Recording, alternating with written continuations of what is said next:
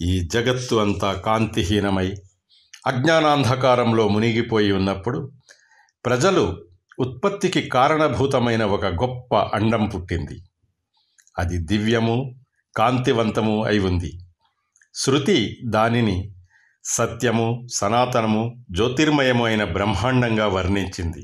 ఆ బ్రహ్మ అలౌకికం, అచింత్యం, అంటే ఎవరు ఆలోచించటానికి కూడా, ఊహించటానికి కూడా సాధ్యం కాదు. సర్వసమము, అవ్యక్తము, కారణస్వరూపము, పదసద్రూపము.